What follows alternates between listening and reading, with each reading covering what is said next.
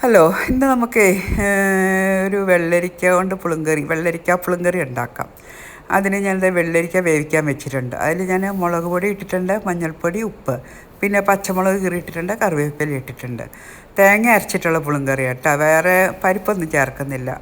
ഓരോ സ്ഥലത്തും ഓരോ രീതിയിലാണ് പുളിങ്കറി വയ്ക്കുന്നത്. പുളിങ്കറി എന്നുള്ള പേരിൽ വയ്ക്കുന്നത് ഓരോ സ്ഥലത്തും ഓരോ രീതിയിലാണ്.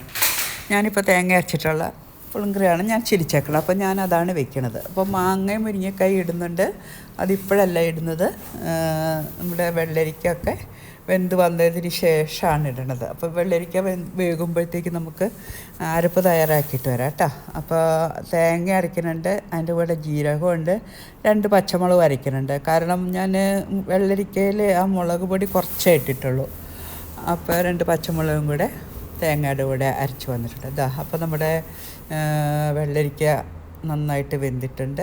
ഇതിലേക്ക് മാങ്ങയും മുരിങ്ങക്കായും കൂടി ഇടുക. അത് നന്നായിട്ട് അടക്കിടന്ന് വേവട്ടെ. മാങ്ങ വല്ലാതെ വെന്തുടയണ്ട കേട്ടോ. അപ്പോൾ ഇത് കൽച്ചട്ടിയിലാട്ടോ വെക്കണത്. ഞാൻ മിക്കവാറും എല്ലാ കറികളും കൽച്ചട്ടിയിൽ തന്നെയാണ് വെക്കണത്. പ്രത്യേകിച്ചും പുളിശ്ശേരി കൽച്ചട്ടിയിലല്ലാതെ വെക്കാറില്ല. പിന്നെ സാമ്പാർ മാത്രം കുക്കറിലാണ് വെക്കുന്നത്.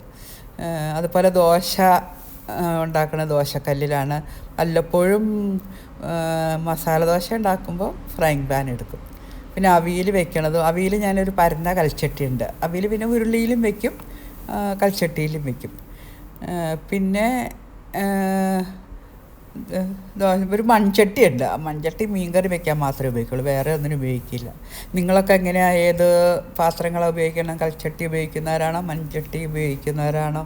എനിക്ക് തോന്നണേ എൻ്റെ ഈ പ്രായത്തിലുള്ളവരൊക്കെ ഈ ട്രഡീഷണൽ പാത്രങ്ങളോട് താല്പര്യമുള്ളവരായിരിക്കും. അവർ അത് തന്നെയായിരിക്കും ഉപയോഗിക്കണമെന്ന് എനിക്ക് തോന്നുന്നു. എൻ്റെ തോന്നൽ ശരിയല്ലേ?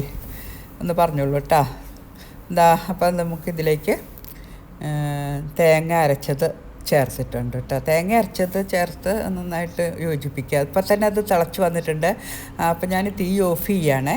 എന്താണെന്ന് വെച്ചാൽ അത് കൽച്ചട്ടിയല്ലേ, അപ്പോൾ അതിലിരുന്ന് തീ ഓഫ് ആക്കിയാൽ അതിലിരുന്ന് തിളയ്ക്കും. അപ്പം ഞാൻ തീ ഓഫാക്കിയിട്ടുണ്ട്. ഇനി മിക്സിയുടെ ജാറിൽ വെള്ളം ഒഴിച്ചിട്ട് ഒഴിക്കാം കേട്ടോ. കാരണം ഇത് ചാറുകറിയാണല്ലോ, ഒഴിച്ച് കൂട്ടാനുള്ളതല്ലേ. അപ്പോൾ വേണമെങ്കിൽ മിക്സിയുടെ ജാറിൽ കുറച്ച് വെള്ളം ഒഴിച്ച് അതിലൊഴിക്കാം. അപ്പോൾ ഞാനിത് തീ ഓഫ് ചെയ്തെന്ന് പറഞ്ഞല്ലോ.